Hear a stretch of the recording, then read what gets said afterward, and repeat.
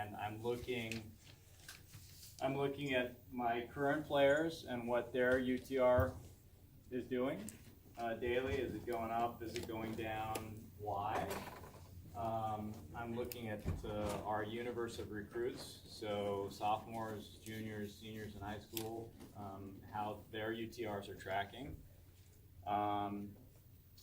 And yeah, so, and I'm also looking at it from kind of a scouting perspective as well. So when we're playing, we've got a doubleheader tomorrow against two schools from Virginia, who I don't know a ton about. So I'll go to their UTR page for those colleges, and I'll look at their top 6, top 7 guys and say, hey, how does it look like we're matching up? So from a recruiting, from a scouting, from a player development point of view, and this is a fantastic tool that has really been great. We haven't had anything like this before. Tennis recruiting was kind of the gold standard. The tennis recruiting site was kind of the gold standard for college coaches for many years. Really, in the last 3 or 4 years, UTR has sort of taken that place. Tennis recruiting is still a great site with a lot of great things, but in terms of evaluating players and their level, the algorithm that University Tennis Rating uses is far more sophisticated and continues to be tweaked and get better and better and better. So it's been great. But I think there are some disadvantages with UTR that we're now starting to see, and I think there are some small disincentives to play. I think there's now some of the better players who look at their UTR and decide to play or not play, depending on whether they think they've got something to lose. You know, so some tournaments, you know, a player will just say, hey, I'm not going to play anybody who might impact my UTR adversely. And as a result, I think we're also seeing players who are putting themselves in competitive situations that they have nothing to lose as well, right? We're seeing 12s and 14 players, for example, play up in the 16s and 18s because they know, hey, this universe of players that I'm playing against, I can only gain from. I can't lose. And I'm not sure that's really healthy, because I think, you know, part of the beauty of our sport and player development is putting yourself in a position where you're constantly facing pressure. That's how we improve. So I think we have to kind of keep our eye on that. And I can give you kind of one tangible example. I run what we call an elite college recruiting camp twice a year, where we bring prospects in and have them train like a college team, and we do some leadership training and some admission stuff. And about 2 years ago, we started offering match play as part of the camp that counted for UTR. And we started noticing that a lot of the players were a little bit freaked out by playing matches that counted for UTR.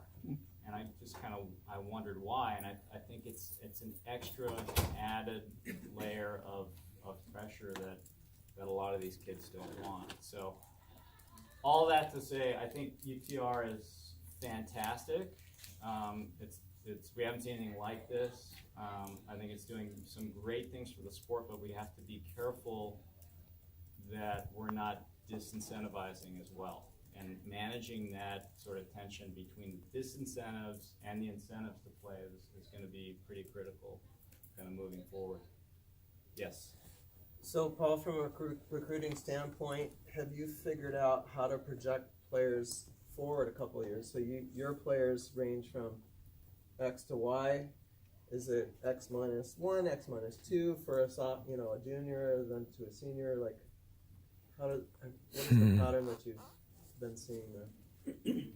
Yeah, so I think our UTR with the college teams, they do what they call the Power 6, if you've seen that. So they take your top 6 players and they add them up. It's a really simple calculation. So our Power 6 is a 73 right now. Okay. So, we've got 2 of these guys are in the high 12s UTR. The rest of I think we've got 3 or 4 guys in the 12s right now, and then everybody else somewhere in the 11s, something like that.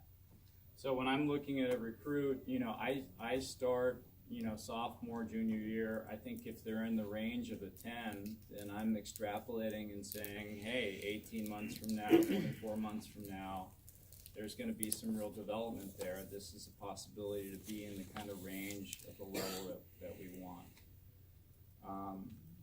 And we've all seen players who have just absolutely spiked and taken off with their UTR. We've seen other players that have, plummeted as well. So you have to factor that in. I mean, my son, who's a freshman at Trinity University in San Antonio, he started playing. He took 5 years off, didn't hit a tennis ball, started playing when he was a sophomore in high school, and he was a 7 UTR. And now he's a 10.53, and he's starting for Trinity University in basically 3 years. So it's possible, and there's a lot of stories like that can occur. Yeah. Paul, what constitutes an official match for you to put it onto the UTR ratings? Is it just the university stuff, or you said that at the camps you ran UTR matches there. So how do you make it an official match to count for UTR? So that's a complicated answer right now because it's changing daily with UTR. But anything on Tennis Link automatically counts towards UTR. If it's not part of Tennis Link, then you need permission from Universal Tennis, and they have sort of the sanctioning. So now that I've been doing the camp thing for a couple of years, I'm kind of in their system. So I ask for permission. I pay a per head fee for that, and it becomes an official sort of UTR event. That's how it works. So that's possible. But they're trying to manage that piece also carefully because they don't want people just putting on UTR events just to sort of build data artificially. I think that's their concern. Other questions about UTR? Yes. So I coach high school tennis, among other things. And one of the issues I had with some of my higher ranked players is they didn't want to play matches because they didn't want to upload all of the lower level, like not great league matches into their UTR. So it was a real battle at that moment. But moving forward, I've heard other coaches and players say in the CFC, well, it doesn't matter. But then I'm not sure where it stands because, like you said, things are evolving. So the question is, how do we convince top-ranked players to play high school tennis and not let not great high school matches blow up their UTR because they only rate the last 30 matches? That's the dilemma I'm facing. How do we incentivize? Yes, and do one set matches at the high school level against maybe a player who has 0 UTR. Right. Like, this is if I upload my team's name, but Right. the other team, it still goes in there. So I don't know. I know that's probably more than one question, but that's what I encountered this year. Yeah, and I think your question goes kind of beyond UTR as well, right? I think I see a problem in high school tennis in Southern California of getting top players to commit. Yes. And also once the match begins to fulfill the entire commitment too. My wife coaches 2 high school teams, and They'll play one, but they'll play one, they'll play the good one, and then they'll sub out for Correct. the rest. Which in my generation, you never did that. You played all 3 or all 4 matches, and that was just how it was done. But that turned into I don't even want to play that one. Right. So I don't know that UTR changes that factor that much, other than all right. Well, this match is going to count. This one's going to count, and then I'm going to be subbed out for the ones that could potentially hurt me. So I heard, and I don't know if this is true, that if there's more than a 2-point differential between 2 players' UTR, the match doesn't count. Is that true? Do you know? Yeah, if you go to their FAQ, I think it's a 1.5 points. Point and a half? Oh. Yeah, 1.5. They'll throw it out unless the underdog wins. Okay, Great. The that underdog actually wins, sounds they a lot. count it. That makes sense. Yeah, which is interesting. And again, I mean, this stuff is being tweaked on almost a daily, weekly sort of basis. Also, a thing I hear at the top level high performance juniors, and especially in back draws at nationals, if a top ranked player goes into the back draw for whatever reasons, loses, right, and they're playing a player with a lower UTR, if they get down by more than 3 or 4 games, because I believe 4 games is the cutoff the for a match, threshold, yeah. they will forfeit at Love 3 if they're having a bad moment or a bad day. That's happened to some of my players. And where she was on the road to maybe having a great win, and that player at Love 3 forfeits. That can Love happen, yeah. The 3. threshold's 4 games, and then it counts. I haven't seen it happen practically, but It you have. happened. It happened. Yeah. So that's one of the side effects, I think, of Yeah. of the rating system, because 7 Right. games makes a legit match versus Yeah, so the takeaway is we have to tread, I think, a little bit carefully here. There's some really great things, some really innovative parts of UTR, but there's some things that still need to be worked out here as well. So Follow-up question for you. yeah, I know you got your team here. yes. It's more curiosity. If you were to look at your 1 through whatever, does that also go along with the UTRs? Is your number 1 your highest UTR and your number 4 is your 4th UTR? Or do you, very curious on how you do that. Yeah, so it doesn't track exactly that way. Yeah. It doesn't. For example, so Nico's our highest. He's about a 12.7 right now. I think he's our number 1 player. Jack's a 12.6-ish, and he's our number 2 player. Those 2 track. Our next highest UTR is Oscar Burney, who right now is probably about our 7 or 8. But has the potential to get back up into that 3rd position. Did your guys, do they talk about it a lot? I don't know. Do you guys talk about it? I don't hear much talk about it. How often do you guys go to the site and look at it? So 0 is one part. How about before college? Yeah. How often was Yeah, it? it's definitely different now that we're in college. I mean, it's a different thing, getting into college. It doesn't versus matter getting once you're in college, right? Positions in the team versus getting to the college. It's two different things. Again, I think the answers would be different. I know Jack looks at it a ton. Two guys from Seattle, one looks at it probably 10 times a day, and one has never looked at it. But generally though, I think it don't really matter if it's building a transfer. It's not really good. Not that I'm giving you. You're not any looking ideas, to but transfer. I'm just right? You're not gonna talk to anyone who's gonna be You're absolutely right. You're It's, already there, who cares, because you said you're. it's a tool to get, to the next level, but I think, I also think these guys care about, I want to get as high as possible so that, hey, if somebody's scouting me, they're looking at my number and saying, wow. Right? So there's that element as well. Yeah. Yes? What is there other than UTR? You have ranking, is there anything else? They have a ranking that's different, right? I mean, I don't think college coaches are really looking at ranking at all anymore. I never look at it. I never look at the rankings. And especially in Southern California, it doesn't really matter. Yeah. Tennis recruiting, they rank per class year. They have a ranking. Look at that. I think that's important to some of these guys that I was the 30th ranked player in the senior class across the country. So we look a little bit at that, but really UTR has taken over as the whole thing. Yeah. I have 2 questions. So when you get in a college team, is your spot guaranteed for 1 year, or let's say you're saying, okay, if you drop below 9, you're out of the team? Yeah. Do you have that? So it depends on the type of program. We're a non-scholarship athletic scholarship program, so it is an absolute meritocracy every year. These guys start over and they have to earn their position every single year. There's no scholarship attached, so if Nico can't beat any of his teammates or the other guys, he's not going to play number 1.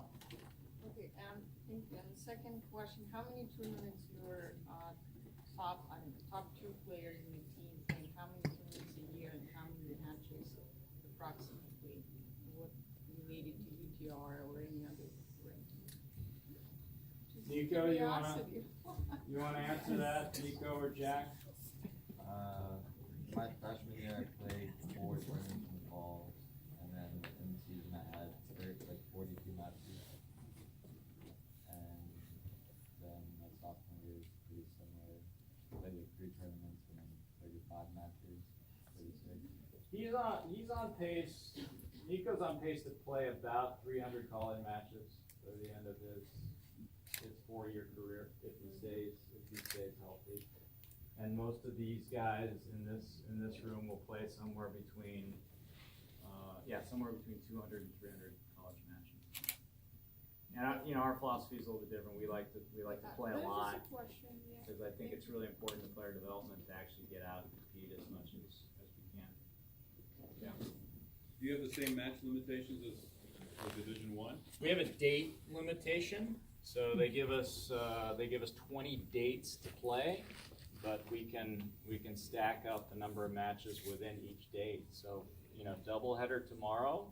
The following Sunday we got a triple header. We play a D3, a D2, and a D1 all in one day. So we get to about 35 dual matches in 20 dates over the course of the spring. But we're a little bigger roster. We're 14 guys on our roster, and I want everybody to play. I want our 14th guy to have 10, 12 matches in their record by the end of the season. Really important to us. Coach, what's the true factor for your team? Like you said, you had a championship team. What was their UTR score, or what other factors do you take into account to have a championship team? Yeah, so I was encouraged by one of these guys to rewatch the film Miracle. Has everybody seen that with Kurt Russell as Coach Herb Brooks of the U.S. Olympic team that won gold in hockey in 1980? And he's got this great line in this movie that says, "I don't want the best players. I want the right players." And that's kind of our philosophy. Yes, we do want the best players, but if they're not the right players, then we don't want them. And we've turned away from a lot of recruits that had really high ratings because we didn't feel like they were the right fit for us. So, and that's another thing I want to talk about, but we're kind of running out of time, is how we build culture and what's important to us. And so one thing that we do to start our season every year is we spend 2 days away from campus and try to figure out who we are as a team. So we came here to the club in January, and we do 3 things that are really important. We start with what we call a SWOT analysis. You may have heard of this. Financial term where you look at strengths, the S, weaknesses, the W, the O is opportunities, and then the T is threats. So we identify all those things that kind of define our team. Where are we strong? Where are we weak? What opportunities do we have?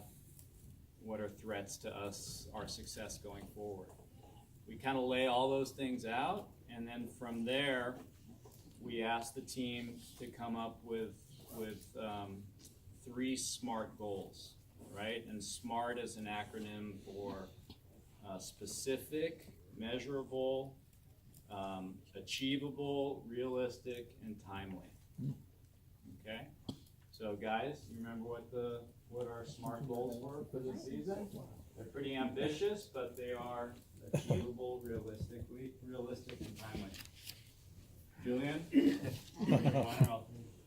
Why don't you give all of them, if you can remember? Yeah. So our first one, I think, was to hold ourselves to winning 90% of our singles matches and 80% of our doubles matches. Right. On the whole year. Yeah. That's pretty ambitious. Yeah, it is, right there. So we've been close to 90% in the past in singles and very close to 80%, but haven't quite hit those thresholds, but we think it's possible this year. Yep. Next. The next one was to win 60% of our tiebreakers and 60% of our 3-set matches. Right, so that threshold's a little bit lower, but it's also really hard to do that. So, yep. And then the last one, I think, was to track at 80% hold percentage on the whole season. Service holds. Yeah, service hold. Right.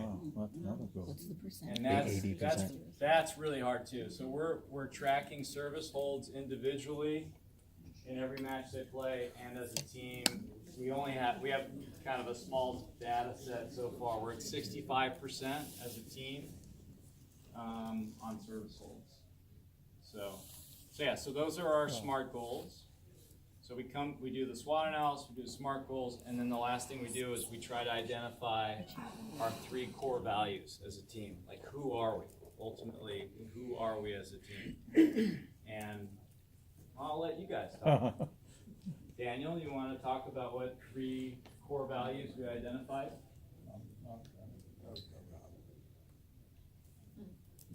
Alright, so, yeah, Stand up. Robert.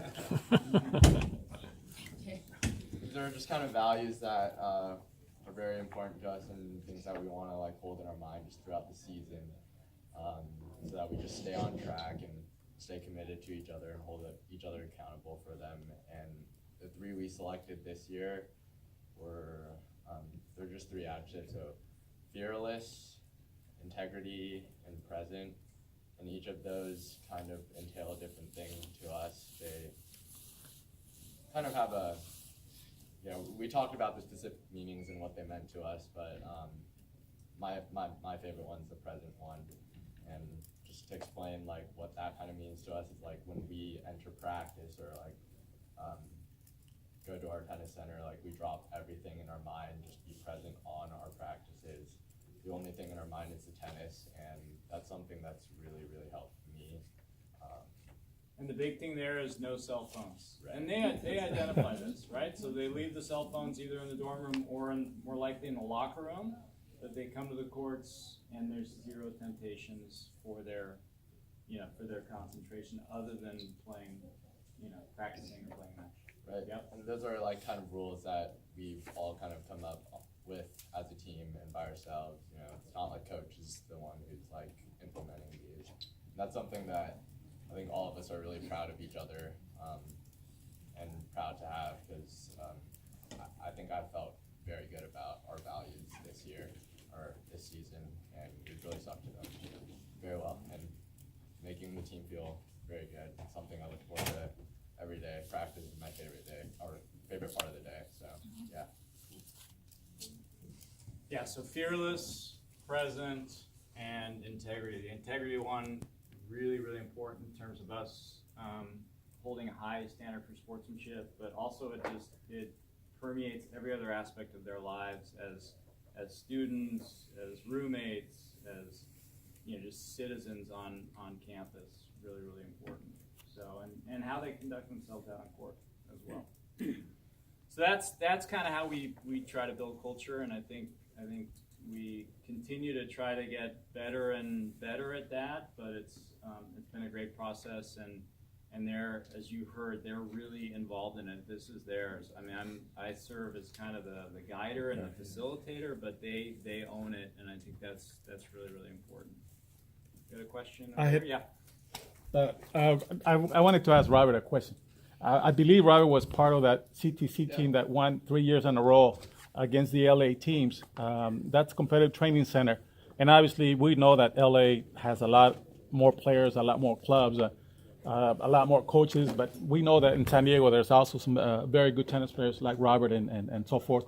And so the question is, Robert, what is the main difference that you see from CTC to college tennis now that you're doing, and besides the age limit, of course, or the age differences? Yeah, well, CTC is considerably different from college tennis just because we meet like once a week and it's a once a week practice for CTC, whereas college tennis is Every day. practice six days a week, and we're like all best friends and hang out with each other all the time.